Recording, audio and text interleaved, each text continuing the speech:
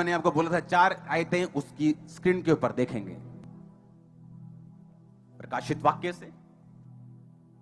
वे मेमने के लहू के कारण और अपनी गवाही के वचन के कारण उस पर जयवंत हुए।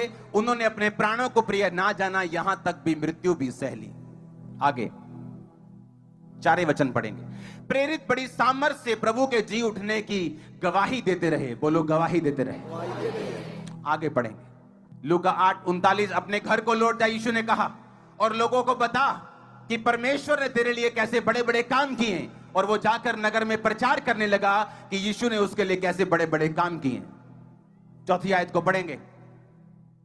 अराम के राजा का नामान नामक सेनापति अपने स्वामी के दृष्टि में बड़ा और प्रतिष्ठित पुरुष था, क्योंकि यहोवा ने उसके द्वारा अरामियों को विजय किया था। वह शूरवीर था परंतु कोढ़ी था।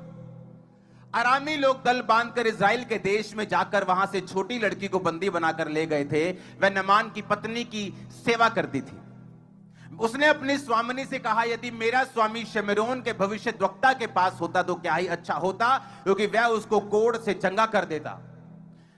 तो नामान ने अपने प्रभु के पास जाकर कह दिया, इजरायली लड़की इस प्रकार गवाही देती है। सुनो मेरी बात। पहली आयत को फिर से पढ़ेंगे प्रकाशित वाक्य की। वे मेमने के लहू, बोलो मेमने के लहू। आपकी आवाज है टेंट के बाहर जानी चाहिए। बोलो मेमने के लहू। और अपनी गवाही के वचन, फिर से बोलो ऊंची आवाज में मेमने के लहू। फिर से बोलो ऊंची आवाज में मेमने के लहू।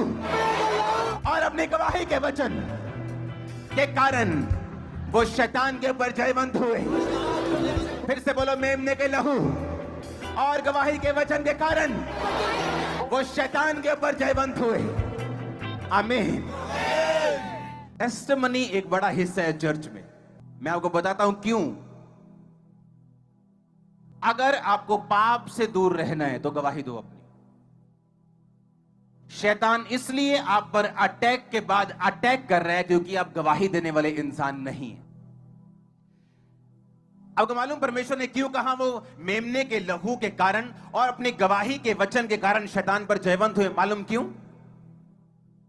आप जब नशा छोड़ते हैं और आप टेस्टिमनी देते हैं अपने साथी को, मैं नशों से परमेश्वर ने मुझे आजाद किया। देख, मैं 12 बजे तक नशा नहीं छोड़ पाता था, मेरा सिर घूमता था, लेकिन अब मैं नशे से आजाद हूं।